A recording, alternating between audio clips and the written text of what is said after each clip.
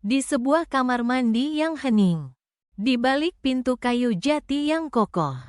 Dunia Anastasia pecah menjadi serpihan-serpihan sunyi. Hanya ada suara napasnya yang tersengal dan detak jantungnya yang memalu rusuknya begitu kencang. Seolah ingin melompat keluar dari penjara daging dan tulang. Di tangannya yang gemetar, sebatang plastik putih kecil itu terasa lebih berat dari sebuah batu nisan. 2 garis biru. 2 garis yang tajam dan tak terbantahkan. Positif. Di luar, azan subuh berkumandang dari masjid kampung. Suaranya yang syahdu dan agung mengalun di udara Yogyakarta yang masih basah oleh embun. Sebuah panggilan menuju kesucian, menuju pengampunan. Tapi bagi Anastasia, suara itu terdengar seperti lonceng penghakiman. Gema yang menelanjangi dosanya. Air mata panas mengalir tanpa bisa ia cegah, bukan air mata bahagia, melainkan air mata teror. Karena di dalam rahimnya, di tanah asing yang ribuan mil jauhnya dari St. Petersburg yang bersalju, sebuah kehidupan telah berdenyut. Sebuah benih telah tertanam. Dan dalam kesunyian yang memekakkan itu, satu kebenaran yang mengerikan menghantamnya laksana badai. Ayah dari janin yang dikandungnya bukanlah Banyu, suaminya. Tekan tombol, ikuti, dan kami akan menyajikan kisah-kisah menakjubkan dan mengharukan setiap minggunya. Kisah hari ini dimulai. Anastasia membasuh wajahnya berulang kali dengan air dingin. Berharap bisa menghapus bayangan 2 garis biru itu dari pelupuk matanya. Tapi bayangan itu menempel, membakar retinanya, menjadi cap permanen di jiwanya. Ia menatap pantulan dirinya di cermin. Wajah seorang wanita asing dengan mata sebiru es dan rambut pirang pucat. Tapi yang balas menatapnya adalah sosok yang tidak ia kenali, seorang pendosa. Seorang pembohong. Seorang pengkhianat. Perutnya bergejolak. Rasa mual yang hebat naik ke kerongkongannya. Tapi ini bukan mual biasa seorang wanita hamil. Ini adalah mual karena rasa bersalah. Ana, sayang, kamu di dalam? Suara lembut Banyu, suaminya, terdengar dari balik pintu. Sudah pagi, sarapannya sudah siap. Ibu sudah masak nasi goreng kesukaanmu. Jantung Anastasia serasa berhenti berdetak. Banyu, suaminya yang baik hati, yang polos, yang memujanya laksana ratu. Pria yang memberinya nama keluarga Wiryoatmojo, yang membawanya ke rumah joglo yang hangat ini dan mengenalkannya pada cinta sebuah keluarga yang belum pernah ia miliki. Bagaimana mungkin ia bisa menatap mata pria itu sekarang? Dengan sisa-sisa kekuatan yang ia miliki, Anastasia menyembunyikan alat tes kehamilan itu jauh di dasar keranjang pakaian kotor. Di bawah handuk-handuk basah. Ia menarik napas dalam-dalam, mengenakan topeng ketenangan yang paling rapuh, dan membuka pintu. Banyu berdiri di sana, sudah rapi dengan kemeja batiknya, tersenyum hangat seperti biasa. Pagi. Moya Liubov, sapanya, menggunakan panggilan sayang dalam bahasa Rusia yang selalu membuat hati Anastasia meleleh. Tapi pagi ini, panggilan itu terasa seperti sayatan pisau. Pagi, jawab Anastasia dengan suara serak. Kamu baik-baik saja? Wajahmu pucat sekali, kata Banyu sambil menyentuh keningnya dengan punggung tangannya. Sentuhan itu, yang biasanya terasa menenangkan, kini membakarnya. Tidak demam. Apa kamu sakit? Petik 2. Hanya sedikit pusing. Mungkin kurang tidur, dalihnya, menghindari tatapan mata Banyu. Mereka berjalan menuju ruang makan, di mana aroma kopi tubruk dan nasi goreng berbaur di udara. Di sana, Siti, ibu mertuanya, sedang menata piring. Wanita Jawa yang lembut itu tersenyum melihatnya. Pagi, Nduk, sini sarapan dulu, kata Siti ramah. Ini nasi gorengnya tidak terlalu pedas, sengaja ibu buatkan untukmu. Anastasia hanya bisa mengangguk, tenggorokannya tercekat. Setiap kebaikan yang ia terima di rumah ini terasa seperti cambuk bagi nuraninya. Ia duduk di kursi, mencoba sebisa mungkin untuk tidak melihat ke ujung meja yang lain. Tapi ia bisa merasakannya, kehadiran pria itu. Budi Wiryoatmojo, ayah mertuanya. Pria parubaya yang masih tampak gagah dengan rambut yang mulai memutih di pelipisnya. Pria terhormat, seorang pensiunan dosen yang disegani di kampungnya. Kepala keluarga yang menjadi panutan. Pria yang memancarkan aura kebapaan yang bijaksana. Dan pria yang telah menghancurkan dunianya. Selamat pagi, Ana, sapa Budi dengan suara baritonnya yang tenang. Suara yang sama yang pernah membisikkan kata-kata terlarang di telinganya. Pagi, Pak, jawab Anastasia tanpa berani mengangkat wajahnya. Ia hanya menunduk, mengaduk-aduk nasi goreng di piringnya tanpa nafsu. Dimakan nasinya, jangan diaduk saja, tegur Budi dengan nada kebapaan yang biasa ia gunakan. Nanti kamu sakit kalau tidak sarapan. Anastasia merasa ingin muntah. Kata-kata itu diucapkan dengan begitu normal di hadapan istri dan anaknya. Adalah puncak kemunafikan. Di balik fasad keluarga harmonis yang sedang sarapan pagi ini, ada sebuah rahasia busuk yang mengikatnya dengan pria di ujung meja itu. Sebuah rahasia yang kini tumbuh menjadi janin di dalam rahimnya. Pikirannya melayang kembali ke malam 3 bulan yang lalu. Malam ketika Banyu harus pergi ke Jakarta untuk perjalanan bisnis selama 3 hari. Malam ketika hujan deras turun tanpa henti dan listrik di seluruh kampung padam. FLASHBACK. Anastasia duduk sendirian di pendopo yang gelap. Hanya diterangi oleh beberapa lilin yang berkedip-kedip. Suara guntur dan hujan menciptakan suasana yang mencekam sekaligus melankolis. Ia merasa kesepian, meskipun ia mencintai kehidupannya di sini. Terkadang rasa rindu akan tanah airnya, akan bahasanya, akan budayanya, datang menyergap tanpa ampun. Belum tidur, nduk, suara Budi mengejutkannya. Ayah mertuanya itu datang membawa 2 cangkir teh jahe hangat. Belum bisa tidur, Pak. Hujannya deras sekali, jawab Anastasia. Budi duduk di kursi rotan di seberangnya, meletakkan secangkir teh di dekat Anastasia. Minumlah, biar badanmu hangat. Malam itu, mereka mengobrol lebih lama dari biasanya. Tanpa kehadiran Banyu dan Siti, yang sudah tidur lebih dulu, suasana terasa lebih intim. Budi bercerita tentang masa mudanya, tentang mimpinya yang belum tercapai, tentang kesepian yang kadang ia rasakan meski dikelilingi keluarga. Untuk pertama kalinya, Anastasia melihat sisi lain dari ayah mertuanya. Bukan sebagai figur bapak yang agung, melainkan sebagai seorang pria dengan kerapuhannya sendiri. Anastasia pun terbawa suasana, menceritakan tentang hidupnya di Rusia, tentang bagaimana ia merindukan neneknya, tentang perasaannya yang terkadang masih merasa asing. Ada semacam pemahaman aneh yang terjalin di antara mereka dalam kegelapan itu. Sebuah koneksi yang berbahaya. Saat ia hendak beranjak masuk ke kamarnya, kakinya terpeleset lantai pendopo yang basah karena tempias hujan.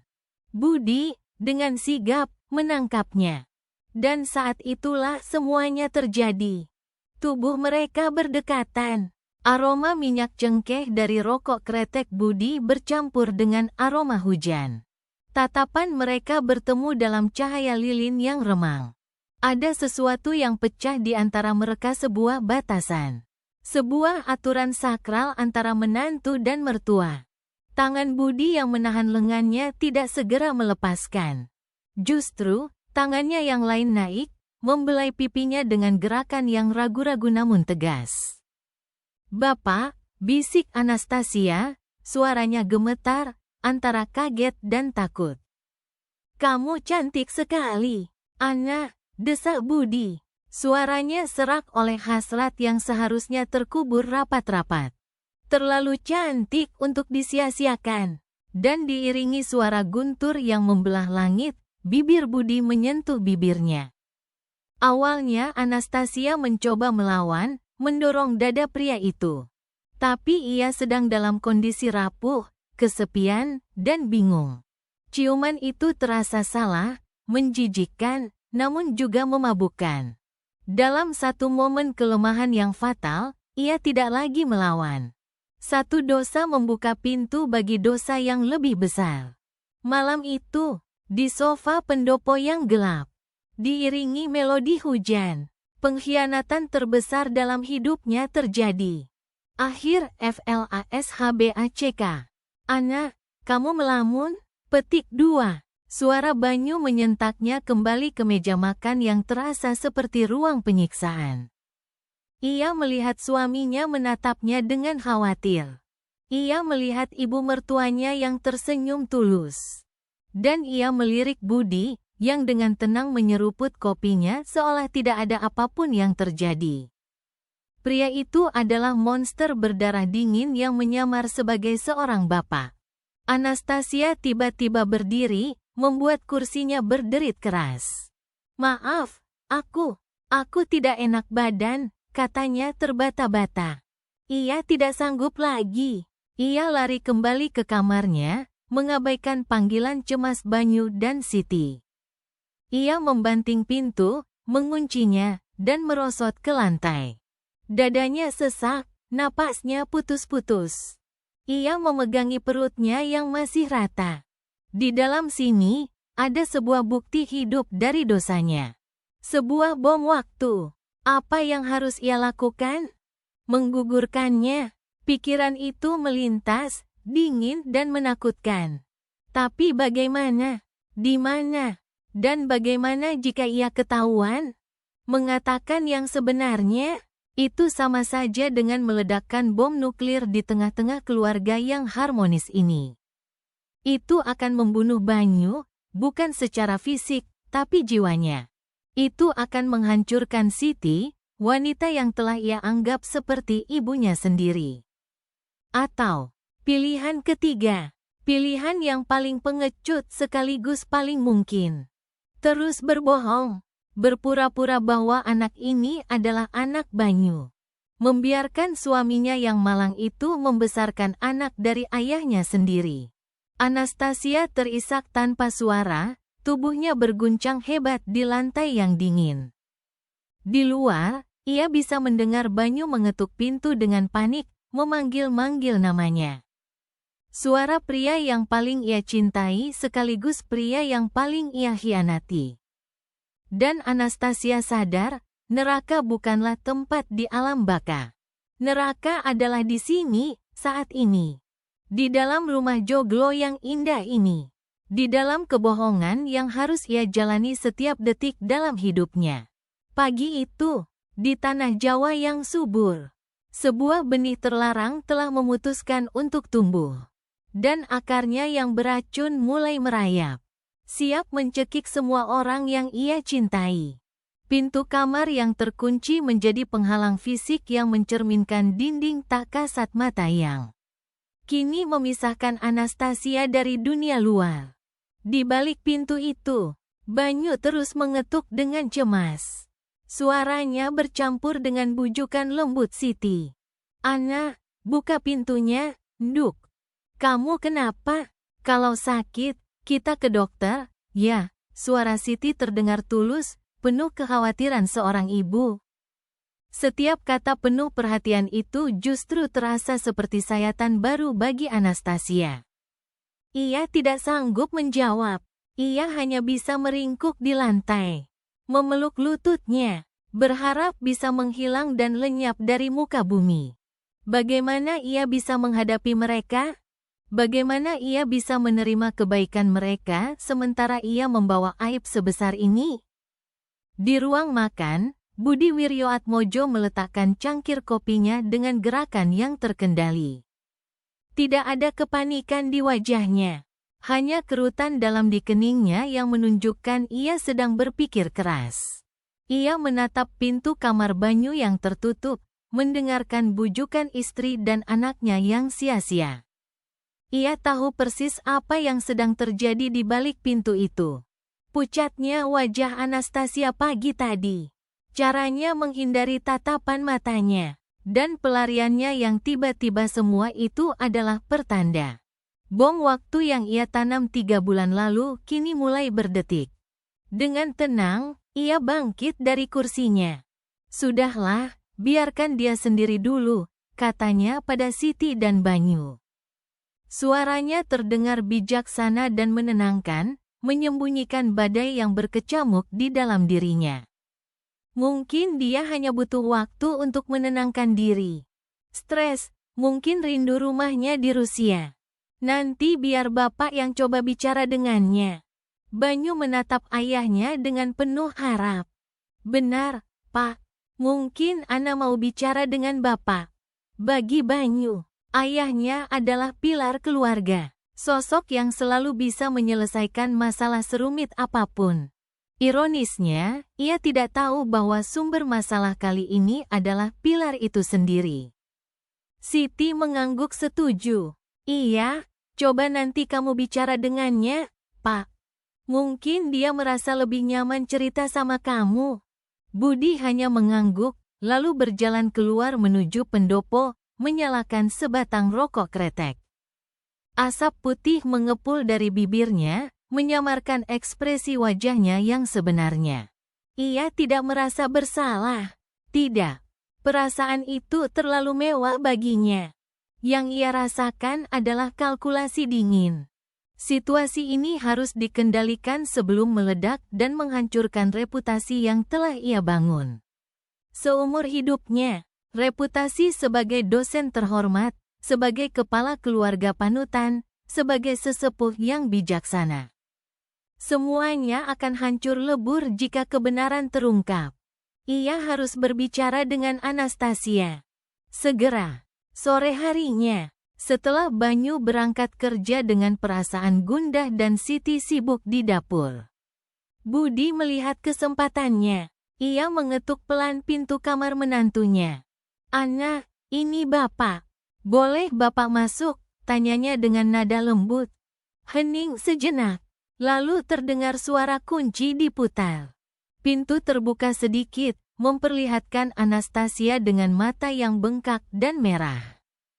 Ia tampak rapuh, seperti porselen yang retak. Kita perlu bicara, kata Budi pelan namun tegas. Tapi tidak di sini. Ikut bapak. Tanpa menunggu persetujuan, Budi berjalan mendahului. Anastasia, dengan perasaan takut dan pasrah, mengikutinya dari belakang.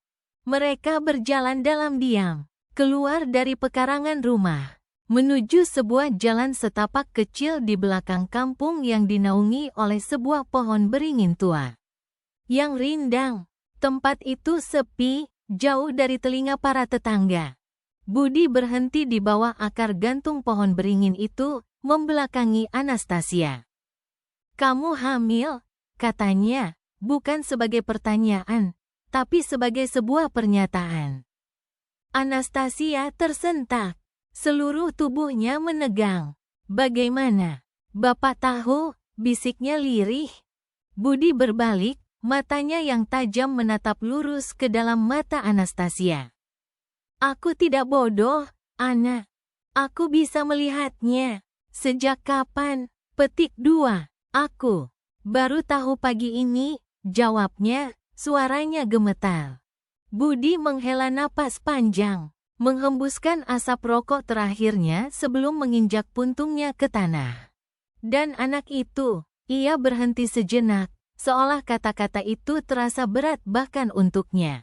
Anakku, kan? Petik 2. Mendengar pengakuan itu diucapkan dengan begitu gamblang, Anastasia merasa lututnya lemas. Ia hanya bisa mengangguk pelan, air matanya kembali mengancam akan tumpah. Ia mengharapkan berbagai macam reaksi dari Budi. Mungkin kemarahan, mungkin penyangkalan, mungkin sedikit penyesalan. Tapi yang ia dapatkan adalah sesuatu yang lebih mengerikan, ketenangan yang dingin dan terencana. "Dengar," kata Budi, suaranya rendah dan mendesak. Ia melangkah lebih dekat, memastikan tidak ada orang lain yang mendengar. Tidak ada seorang pun yang boleh tahu tentang ini. "Mengerti? Tidak Banyu, tidak ibumu, tidak siapapun. Tapi, apa yang harus aku lakukan, isak Anastasia? Aku tidak bisa. Aku tidak bisa membohongi Banyu seumur hidupku. Ini akan membunuhnya." Petik 2. Justru kalau kamu mengatakan yang sebenarnya, itu baru akan membunuhnya. Balas Budi tajam. "Kamu pikir apa yang akan terjadi? Keluarga kita akan hancur. Aku akan kehilangan segalanya. Siti akan mati perlahan karena malu. Dan Banyu, dia tidak hanya akan kehilangan istri dan ayahnya dalam satu hari. Dia akan menjadi bahan tertawaan seumur hidupnya. Itukah yang kamu mau?" Petik 2. Setiap kata dari Budi adalah sebuah tikaman yang logis dan menyakitkan. Ia memutarbalikkan rasa bersalah Anastasia menjadi senjata untuk mengendalikannya. "Anak ini akan menjadi anak Banyu," lanjut Budi dengan nada final. "Kamu akan memberitahu Banyu malam ini bahwa kamu hamil anaknya. Kamu akan berpura-pura bahagia. Kamu akan menjalani kehamilan ini seperti seharusnya. Dan kamu akan membesarkan anak ini sebagai anak kalian berdua." Anastasia menggelengkan kepalanya dengan putus asa. "Tidak. Aku tidak bisa. Kamu bisa dan kamu harus," bentak Budi. Aura kebapakannya yang bijak lenyap seketika, digantikan oleh tatapan mengancam. Ia mencengkeram lengan Anastasia, cengkeramannya kuat dan menyakitkan. "Pikirkan ini baik-baik, Ana. Kamu orang asing di sini. Kamu tidak punya siapa-siapa selain kami. Jika kamu menghancurkan keluarga ini, kamu juga akan hancur bersamanya. Kamu akan sendirian, membesarkan anak haram di negeri orang. Apakah itu masa depan yang kamu inginkan untuk anak kita?" Petik 2. Kata "anak kita" yang diucapkannya dengan penekanan sinis itu membuat perut Anastasia mual. Pria di hadapannya bukanlah sosok pelindung, melainkan iblis yang sedang menawarinya sebuah perjanjian neraka. Ia menjebaknya dalam sangkar yang ia ciptakan sendiri. "Aku akan mengurus semuanya," kata Budi. Sedikit melunakkan suaranya saat melihat Anastasia gemetar ketakutan. "Aku akan pastikan tidak ada yang curiga. Aku akan tetap menjadi ayah mertua yang baik bagimu, dan kakek yang penyayang bagi cucuku. Yang perlu kamu lakukan hanyalah berakting. Anggap saja ini peran terbesar dalam hidupmu. Demi Banyu, demi ibu, demi kita semua." Anastasia menatap wajah pria itu, mencari setitik saja penyesalan atau rasa kemanusiaan. Tapi yang ia temukan hanyalah baja dingin ambisi dan rasa takut akan kehancuran dirinya sendiri. Ia sadar, ia tidak punya pilihan. Ia telah terperangkap. Malam itu, dengan hati yang hancur berkeping-keping, Anastasia melakukan apa yang diperintahkan Budi. Ia menunggu Banyu pulang, menyiapkan makan malam, dan dengan senyum palsu yang paling meyakinkan yang bisa ia kumpulkan, ia menunjukkan alat tes kehamilan itu kepada suaminya. Reaksi Banyu adalah persis seperti yang bisa dibayangkan. Ia terperangah, lalu matanya berbinar dengan kebahagiaan yang begitu murni dan meluap-luap. Ia mengangkat Anastasia, memutarnya di udara sambil tertawa penuh sukacita. "Ya Tuhan, Ana, aku akan menjadi ayah. Kita akan punya anak," serunya, air mata kebahagiaan mengalir di pipinya. Ia memeluk Anastasia erat-erat, mencium kening, pipi, dan bibirnya. Ini adalah hari terbaik dalam hidupku. Terima kasih, sayang, terima kasih. Petik 2. Setiap pelukan, setiap ciuman, setiap kata cinta dari Banyu terasa seperti bara api yang membakar kulit Anastasia. Ia hanya bisa memejamkan matanya, membalas pelukan suaminya, dan menangis dalam diam di bahunya. Banyu mengira itu adalah air mata haru. Hanya Anastasia yang tahu, itu adalah air mata duka untuk suaminya yang malang, untuk dirinya sendiri, dan untuk kebohongan besar yang baru saja ia mulai. Dari ambang pintu, Siti dan Budi memperhatikan mereka. Siti menangis bahagia, mengucap syukur berkali-kali. Sementara Budi tersenyum puas. Senyum seorang dalang yang puas melihat boneka-bonekanya menari sesuai alunan musiknya. Kebohongan pertama telah berhasil ditanam. Dan kini, seperti benih beracun, ia akan tumbuh subur di tanah keluarga Wiryoatmojo, menyebarkan akarnya ke setiap sudut hati, menunggu saat yang tepat untuk merobohkan segalanya. Berita kehamilan Anastasia menyebarkan gelombang kebahagiaan palsu ke seluruh penjuru rumah Joglo. Wiryoatmojo, Banyu berubah menjadi suami yang 100 kali lebih protektif. Ia melarang Anastasia mengangkat barang berat, memastikan ia minum vitaminnya setiap hari, dan tak henti-hentinya mengelus perut istrinya yang masih rata, sambil berbisik tentang rencana masa depan mereka. Nanti kalau dia sudah besar, kita ajak naik gunung, ya, anak? Atau kita ajak ke Rusia, biar dia lihat salju, celotehnya suatu malam. Matanya berbinar di bawah cahaya lampu kamar. Anastasia hanya bisa tersenyum, senyum yang terasa seperti topeng timah yang berat dan dingin di wajahnya. Setiap kata cinta dari Banyu adalah siksaan. Setiap sentuhannya adalah pengingat akan pengkhianatannya. Ia hidup dalam sebuah sandiwara yang megah, dan ia adalah aktris utamanya. Siti, ibu mertuanya, juga tenggelam dalam euforia calon nenek. Dapurnya kini tak pernah berhenti mengepul. Setiap hari ia membuatkan Anastasia makanan-makanan sehat dan minuman-minuman herbal. Ini diminum, Nduk. Jamu kunyit asam, biar mualnya hilang dan bayinya bersih, kata Siti suatu pagi sambil menyodorkan segelas cairan kuning. Anastasia meminumnya sampai habis.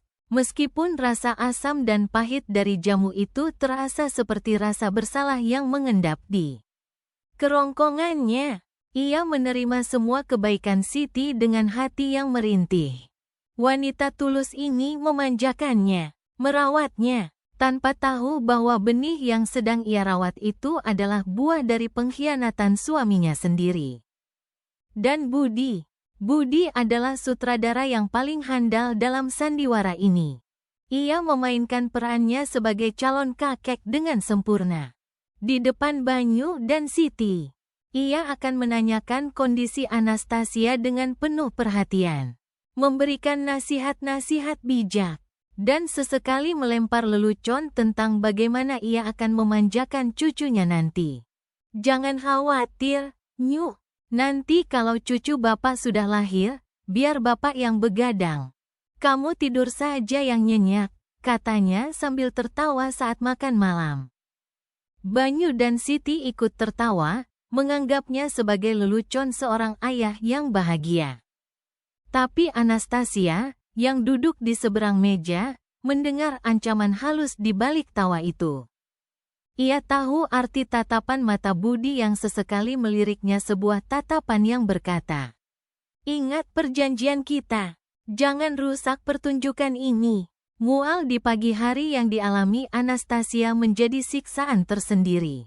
Mualnya bukan hanya karena perubahan hormon. Mual itu seringkali datang ketika ia tak sengaja berpapasan dengan Budi di lorong. Atau ketika ia mencium aroma rokok kretek khas ayah mertuanya. Aroma yang sama yang ia cium di malam terkutuk itu. Suatu pagi, Saat Budi dengan santai menepuk pundaknya sambil berkata, "Jaga kesehatan ya, Duk." Anastasia tak tahan lagi. Ia segera berlari ke kamar mandi dan memuntahkan seluruh isi perutnya. Banyu yang panik segera menyusulnya. "Kamu kenapa, sayang? Mual lagi, ya?" Petik 2. Saat Anastasia keluar dari kamar mandi dengan wajah pucat dan lemas, Budi sudah berdiri di sana dengan segelas air hangat. "Ini, minumlah," katanya dengan wajah penuh keprihatinan. Saat Banyu berbalik sebentar untuk mengambil minyak kayu putih, Budi mendekat ke telinga Anastasia dan berbisik dengan suara sangat pelan. Nyaris tak terdengar. "Kendalikan dirimu. Jangan sampai ada yang curiga." Ancaman dingin itu membuat tulang punggung Anastasia meremang. Ia sadar betul bahwa ia tidak hanya berbohong, tetapi ia juga berada di bawah kendali penuh pria itu. Ia adalah tawanan di dalam rumahnya sendiri. Kecurigaan justru datang dari arah yang tak terduga. Bukan karena kebohongan mereka, melainkan karena kepolosan Banyu. "Bu, Pak, Ana sepertinya harus kita bawa ke dokter kandungan," kata Banyu suatu sore saat mereka berkumpul di teras. "Biar diperiksa, dapat vitamin yang benar, dan sekalian kita bisa lihat calon anak kita lewat USG." Jantung Anastasia serasa jatuh ke perutnya. "Dokter, USG? Tentu saja. Itu adalah langkah yang wajar bagi setiap pasangan yang menantikan anak. Tapi bagi Anastasia, itu adalah sebuah ancaman baru." "Ide bagus, Nyu," seru Siti dengan antusias. "Biar kita tahu perkiraan lahirnya kapan, jadi bisa siap-siap." Budi, yang sedang membaca koran, menurunkan korannya perlahan. Matanya melirik Anastasia sekilas, sebuah lirikan tajam yang hanya berlangsung sedetik. "Tentu, itu harus dilakukan. Kesehatan Ana dan cucu Bapak adalah yang utama," katanya dengan nada mendukung. Malam itu, Anastasia tidak bisa tidur. Pikirannya berlari liar. Dokter akan melakukan USG. Mereka akan mengukur janin dan menghitung usianya. Mereka akan menentukan tanggal perkiraan lahir. Bagaimana jika tanggal itu tidak cocok? Ia meraih kalender, tangannya gemetar. Banyu pergi ke Jakarta selama 3 hari. Malam terkutuk itu terjadi pada malam pertama Banyu pergi. Ia kembali 2 hari kemudian. Selisih 2 hari. Mungkin tidak akan terlalu kentara. Tapi bagaimana jika dokter itu sangat teliti? Bagaimana jika usia janinnya menunjukkan beberapa hari lebih tua dari yang seharusnya? Bagaimana ia akan menjelaskannya pada Banyu? Mungkin sel spermanya bertahan di dalam tubuhku, atau mungkin ovulasiku lebih cepat, ribuan alasan medis yang pernah ia baca berkelebat di kepalanya. Tapi semuanya terdengar lemah dan dibuat-buat. Ketakutan itu membuatnya paranoid. Setiap kali Banyu membicarakan rencana ke dokter, Anastasia selalu mencari alasan untuk menundanya. "Nanti saja, Banyu. Aku masih merasa sangat lemas." Atau, "Tunggu beberapa minggu lagi, biar janinnya lebih besar dan terlihat jelas." Penundaannya yang terus-menerus mulai membuat Banyu sedikit bingung. Meskipun rasa cintanya menutupi kecurigaan apapun. "Kamu kenapa, sih? Kok sepertinya takut ke dokter?" tanyanya suatu hari. "Bukan takut, aku hanya gugup," dalih Anastasia. Tekanan itu semakin berat. Ia merasa seperti berjalan di atas seutas tali yang sangat tipis di atas jurang kehancuran. Di satu sisi ada Banyu yang penuh cinta dan antusiasme. Di sisi lain ada Budi yang mengawasinya dengan tatapan dingin, memastikan ia tidak salah langkah. Suatu sore, saat ia sedang sendirian di pavilionnya, Budi masuk tanpa mengetuk. Anastasia terlonjak kaget. "Kita harus ke dokter," kata Budi tanpa basa-basi. Aku takut, Pak, cicit Anastasia. Bagaimana kalau tanggalnya? Justru karena itu kita harus pergi, potong Budi. Kita pergi ke dokter pilihanku.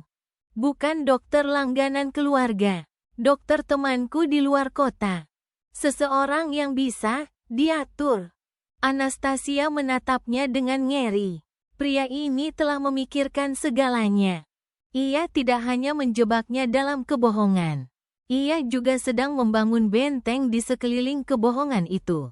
Memastikan tidak ada satu celah pun yang bisa meruntuhkannya.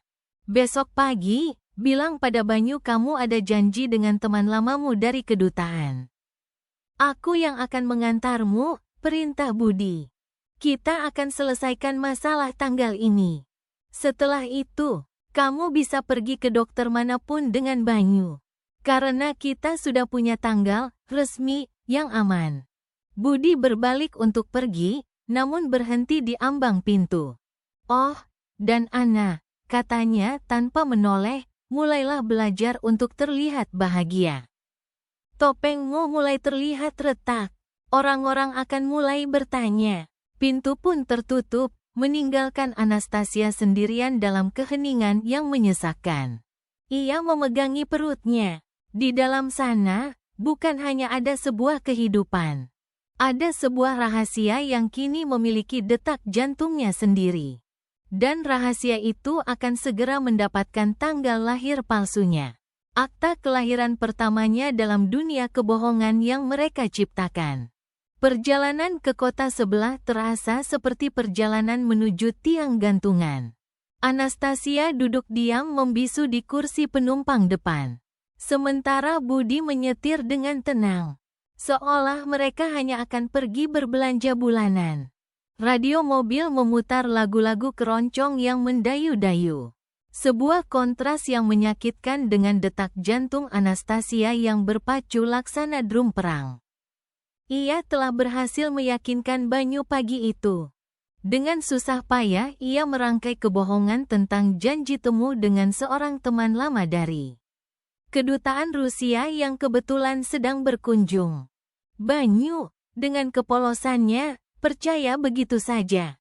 Ia bahkan memberikan uang saku pada Anastasia. Untuk traktir temanmu makan siang, katanya sambil mencium keningnya sebelum berangkat kerja. Ciuman itu masih terasa membakar, meninggalkan jejak rasa bersalah yang tak terhapuskan. Rileks, kata Budi tiba-tiba, memecah keheningan. Wajahmu tegang seperti itu hanya akan menimbulkan kecurigaan. Anastasia tidak menjawab. Ia hanya memalingkan wajahnya keluar jendela, menatap sawah-sawah hijau yang membentang. Pemandangan yang indah itu tak mampu menenangkan jiwanya yang bergejolak. Ia merasa kotor, ternoda, seolah kehadirannya merusak kesucian pemandangan itu. Klinik yang mereka tuju bukanlah sebuah rumah sakit besar, melainkan sebuah klinik pribadi yang terletak di sebuah ruko tua yang tampak kusam.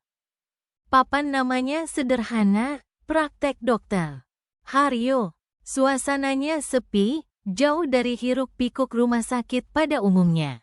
Tempat ini terasa seperti tempat di mana rahasia-rahasia gelap datang untuk dikuburkan. Dokter Haryo adalah seorang pria gemuk berkacamata tebal yang menyambut Budi seperti teman lama. Mereka bersalaman akrab, menepuk punggung satu sama lain. Wah, lama tidak bertemu, Bat. Ada apa ini? Tumben sekali, sapa dokter. Haryo dengan tawa yang dipaksakan. Matanya melirik Anastasia dengan rasa ingin tahu yang tak disembunyikan. Ada yang perlu kita bicarakan, yo, kata Budi dengan nada serius. Ini Ana, menantuku. Mereka masuk ke ruang periksa yang berbau antiseptik. Jantung Anastasia semakin berdebar kencang saat ia diminta berbaring di ranjang periksa. Saat dokter Haryo mulai mengoleskan gel dingin ke perutnya dan menggerakkan transduser USG. Anastasia memejamkan matanya erat-erat. Ia tidak ingin melihatnya.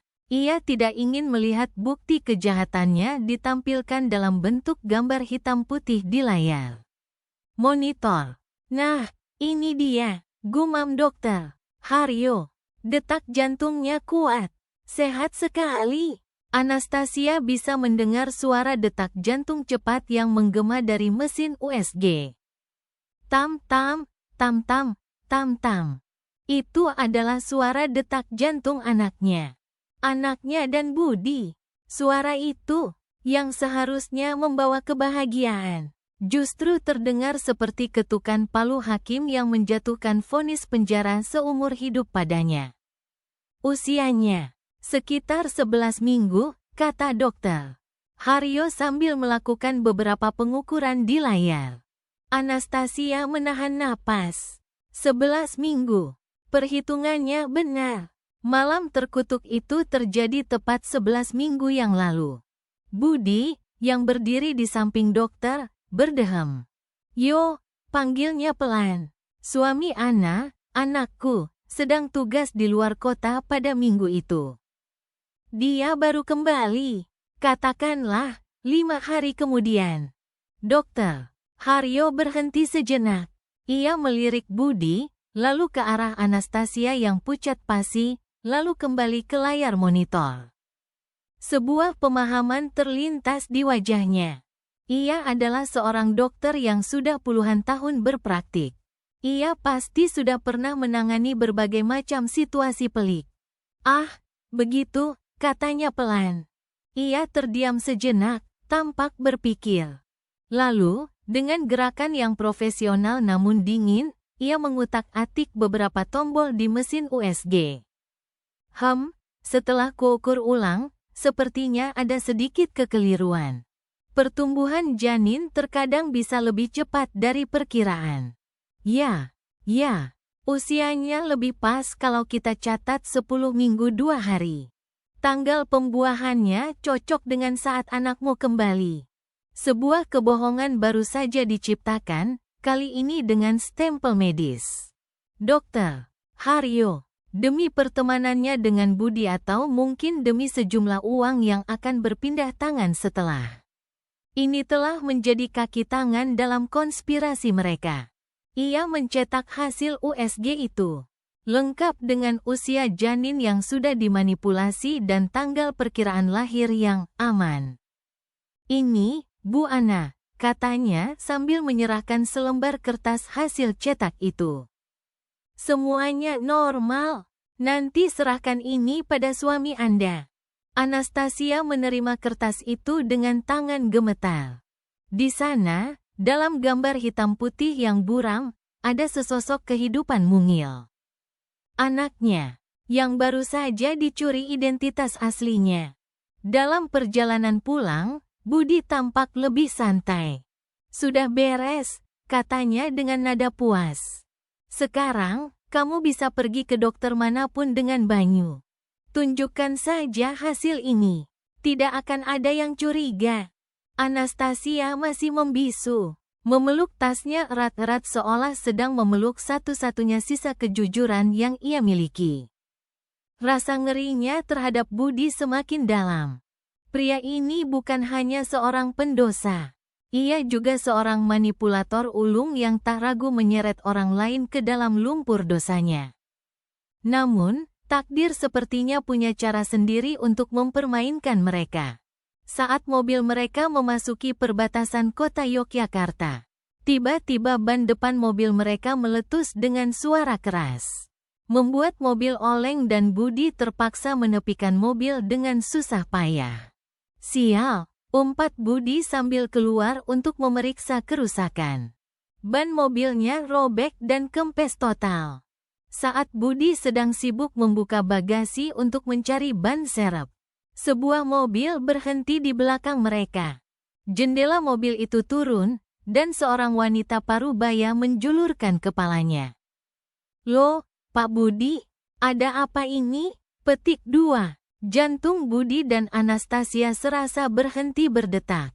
Itu adalah Bude Lastri, kakak perempuan Siti, yang paling cerewet dan paling konservatif di keluarga besar. Ia baru saja pulang dari arisan di kota sebelah. Wajah Budi pias seketika. Mbak Yulastri, sapanya, berusaha terdengar normal. Ini, ban mobilnya bocor. Mata Bude Lastri yang tajam langsung tertuju pada Anastasia yang duduk pucat di kursi penumpang. Loh, itu kan Ana? Kalian berdua dari mana? Bukannya tadi pagi Ana bilang mau ketemu temannya dari kedutaan? Tanyanya dengan nada penuh selidik. Lidah Budi terasa keluh. Otaknya yang biasanya cepat mencari alasan kini macet total. Skenario terburuk sedang terjadi di depan matanya. Iya, Mbak Yu, Budi tergagap. Ini, tadi setelah ketemu temannya, Ana telepon saya, minta dijemput karena badannya tidak enak. Jadi sekalian saya antar pulang. Alasan itu terdengar sangat lemah, bahkan di telinga Budi sendiri. Wajah Bude Lastri menunjukkan keraguan yang jelas. Kenapa harus ayah mertuanya yang menjemput? Kenapa tidak naik taksi? Kenapa mereka datang dari arah kota yang berlawanan dengan tempat kedutaan berada? Oh, begitu, kata Bude Lastri pelan. Matanya menyipit, merekam setiap detail. Wajah panik Budi, wajah pucat Anastasia, dan suasana canggung yang luar biasa di antara mereka berdua. Ia tidak mengatakan apa-apa lagi, hanya menawarkan tumpangan yang tentu saja ditolak mentah-mentah oleh Budi. Tidak usah, Mbak Yu, repot-repot. Sebentar lagi juga selesai ganti ban, kata Budi cepat. Bude Lastri hanya mengangguk, lalu mobilnya melaju pergi. Tapi Anastasia bisa melihat dengan jelas dari spion mobil. Tatapan mata Bude Lastri yang terus mengawasi mereka sampai mobil itu hilang di tikungan. Sebuah benih baru saja tertanam di pikiran Bude Lastri. Benih kecurigaan. Budi mengumpat pelan sambil membanting kunci Inggris ke aspal. Rencananya yang sempurna kini ternoda. Kebohongan mereka tidak lagi hanya menjadi milik mereka bertiga dirinya, Anastasia, dan dokter Haryo. Kini ada sepasang mata lain yang mengawasi. Sepasang mata yang terkenal tidak akan tinggal diam jika menemukan sesuatu yang janggal. Sandiwara mereka kini memiliki penonton tak diundang. Dan penonton itu bisa kapan saja naik ke atas panggung dan merobek tirai kebohongan mereka. Pertemuan tak sengaja dengan Bude Lastri menjadi hantu baru yang menghantui hari-hari Anastasia. Setiap kali ia melihat wanita itu di acara keluarga, ia merasakan tatapan matanya yang tajam seolah menembus semua lapisan kebohongannya. Bude Lastri tidak pernah bertanya secara langsung. Namun ia sering melontarkan komentar-komentar sinis yang menyudutkan. Wah, perutmu besar sekali ya, Ana, katanya suatu hari di tengah arisan keluarga. Suaranya cukup keras untuk didengar semua orang. Besarnya tidak seperti orang hamil 5 bulan. Lebih mirip 7 bulan. Sehat sekali cucu kita ini, pertumbuhannya cepat.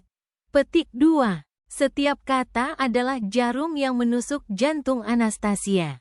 Banyu hanya tertawa bangga, mengira itu adalah pujian. Siti tersenyum senang.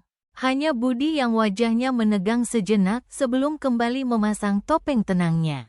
Bulan-bulan berlalu dalam siksaan batin yang tak berkesudahan. Perut Anastasia semakin besar, menjadi monumen hidup dari dosanya. Ia sering terbangun di tengah malam karena mimpi buruk. Melihat Banyu menatapnya dengan mata penuh kebencian. Ia menjadi pendiam dan sering melamun. Membuat Banyu dan Siti khawatir ia mengalami depresi kehamilan. Mereka melimpahinya dengan lebih banyak perhatian. Yang ironisnya semakin menambah beban rasa bersalahnya. Hingga akhirnya, malam itu tiba. Malam di mana takdir memutuskan untuk menagih semua hutang. Persalinan Anastasia datang lebih cepat 2 minggu dari tanggal perkiraan lahir resmi yang diberikan dokter Haryo. Kepanikan melanda rumah itu. Di tengah rasa sakit kontraksi yang merobek-robek tubuhnya, Anastasia justru merasakan sedikit kelegaan. Mungkin ini adalah akhirnya. Mungkin setelah ini, semua penderitaannya akan usai. Di rumah sakit, setelah melalui proses persalinan yang panjang dan sulit, tangisan pertama seorang bayi laki-laki memecah keheningan. Ia lahir sehat, dengan berat badan normal dan tangis yang kuat. Namun, saat perawat menyerahkan bayi itu ke dalam dekapan Banyu, dunia seolah berhenti berputar. Banyu menatap wajah putranya dengan cinta yang meluap-luap. Ia menyingkap selimut kecil yang membungkus bayi itu. Dan saat itulah ia melihatnya. Di punggung bagian bawah sang bayi, ada sebuah tanda lahir kecil berwarna coklat. Tanda lahir yang bentuknya tidak asing. Dengan tangan gemetar, Banyu sedikit mengangkat kerah kemejanya sendiri dan menoleh ke cermin di dinding. Di tempat yang sama, di punggung bagian bawahnya, ada tanda lahir yang persis sama. Warisan turun-temurun. Kemudian, ia menatap ayahnya, Budi, yang berdiri di sampingnya dengan senyum bangga seorang kakek. Banyu teringat foto-foto lama ayahnya saat muda, bertelanjang dada di pantai. Tanda lahir keluarga Wiryoatmojo, begitu ayahnya selalu berkata dengan bangga. Pikiran Banyu mulai bekerja dengan cepat, menghubungkan titik-titik yang selama ini ia abaikan. Perilaku aneh Anastasia. Penolakannya untuk pergi ke dokter. Kebetulan yang ganjil. Lalu, sebuah ingatan samar muncul. Malam ketika ban mobil ayahnya pecah. Bude Lastri pernah bercerita padanya dengan nada menyindir. Bapakmu itu perhatian sekali ya sama menantunya. Sampai dijemput di luar kota. Saat itu Banyu hanya menganggapnya angin lalu. Sekarang, semua kepingan puzzle itu menyatu, membentuk sebuah gambar yang begitu mengerikan hingga ia tak sanggup mempercayainya. Tepat pada saat itu, Bude Lastri masuk ke dalam ruangan bersama Siti. Ia datang menjenguk dengan membawa bingkisan besar. Matanya langsung tertuju pada bayi itu, lalu pada wajah Banyu yang pucat pasi. "Selamat ya, Nyu, Ana," kata Bude Lastri. Lalu, dengan nada yang tajam dan disengaja, ia menambahkan, bayinya lahir lebih cepat dari perkiraan. Ya, tapi kok kelihatannya besar dan matang sekali. Persis seperti bayi yang lahir cukup bulan. Itulah pemicunya. Kalimat itu adalah percikan api yang menyulut ledakan. Cukup. Suara Banyu tidak berteriak. Tapi terdengar begitu dingin dan menusuk, membuat semua orang di ruangan itu terdiam. Ia menatap Anastasia yang terbaring lemah di ranjang, wajahnya penuh ketakutan. "Ana," katanya dengan suara bergetar, "katakan padaku yang sebenarnya." Anastasia hanya bisa menangis, menggelengkan kepalanya tanpa daya. Lalu, Banyu berbalik, tatapannya kini tertuju pada ayahnya. Tatapan seorang anak yang dunianya baru saja dihancurkan oleh pahlawannya sendiri. "Bapak," bisiknya lirih, penuh luka. "Anak ini, kapan Bapak membuatnya?" Petik 2. Pertanyaan itu menggantung di udara, begitu brutal dan menghancurkan. Siti tersentak. Wajahnya berubah dari bahagia menjadi bingung. Lalu menjadi ngeri saat ia mulai memahami arah pembicaraan itu. "Banyu, kamu bicara apa? Jaga ucapanmu," tegurnya, namun suaranya lemah. Budi mematung. Topengnya hancur berkeping-keping. Wajahnya pucat seperti mayat. Ia mencoba membuka mulut, tapi tidak ada suara yang keluar. "Jawab, Pak," raung Banyu, kali ini meledak dalam amarah dan keputusasaan. "Tanda lahir ini tidak bohong. Tanggal perkiraan lahir itu bohong. Semuanya bohong." Petik 2. Pengakuan datang bukan dari mulut Budi, melainkan dari isak tangis Anastasia yang pecah. Maafkan aku, Banyu. Maafkan aku, rintihnya di sela-sela tangisnya yang memilukan. Dan saat itulah dunia keluarga Wiryoatmojo runtuh. Siti menjerit, bukan jeritan keras, melainkan jeritan tertahan dari seorang wanita yang hatinya baru saja direnggut paksa. Ia menatap suaminya, Budi, dengan tatapan tak percaya, jijik, dan hancur lebur. Lalu ia jatuh terduduk di lantai, tubuhnya lemas tak bertenaga. Bude Lastri, sang pembawa berita, tampak kaget dengan dampak kata-katanya. Ia mungkin hanya bermaksud menyindir, tapi ia tak menyangka telah membuka kotak Pandora yang begitu mengerikan. Banyu menatap satu persatu wajah di ruangan itu. Wajah istrinya yang penuh air mata. Wajah ayahnya yang penuh aib. Wajah ibunya yang hancur. Dan wajah bayi mungil tak berdosa di dalam dekapannya. Bayi yang merupakan adik sekaligus anaknya. Sebuah paradoks biologis yang menjijikkan. Dengan gerakan lambat dan mekanis, ia meletakkan bayi itu dengan hati-hati di samping Anastasia. Ia tidak mengatakan apa-apa lagi. Tidak ada amarah, tidak ada makian. Hanya kekosongan yang mengerikan. Ia berjalan keluar dari ruangan itu, melewati koridor rumah sakit yang ramai, dan terus berjalan tanpa tujuan. Ia tidak menoleh ke belakang. Ia meninggalkan semuanya, istrinya, ayahnya, ibunya, dan bayi yang menjadi simbol abadi dari pengkhianatan paling menyakitkan yang bisa dibayangkan. Seorang manusia, di dalam kamar bersalin yang tadinya penuh harapan. Kini hanya tersisa puing-puing keluarga yang hancur. Budi berdiri membeku, seorang pria yang telah kehilangan segalanya karena satu malam kelemahan. Siti menangis tanpa suara di lantai, meratapi pernikahannya yang ternyata adalah sebuah kebohongan. Anastasia memeluk bayinya erat-erat, air matanya membasahi selimut sang bayi. Dan bayi itu, Daniswara Ivan Wiryoatmojo, terus menangis. Tangisannya adalah satu-satunya suara jujur di tengah panen raya kebohongan. Ia menangis karena lapar, karena ia baru lahir ke dunia. Ia tidak tahu bahwa ia lahir sebagai sebuah hukuman, sebuah akhir, dan sebuah awal yang tragis. Di tanah Jawa yang subur, benih terlarang itu telah dipanen.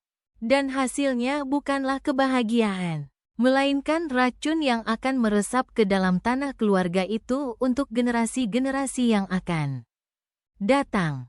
Dukungan Anda melalui ikuti, suka, dan notifikasi akan menjadi kekuatan besar bagi kami untuk terus menyajikan kisah-kisah yang hangat. Semoga cerita hari ini bisa menjadi sedikit hiburan untuk hari Anda. Jika Anda merasa kesepian atau lelah,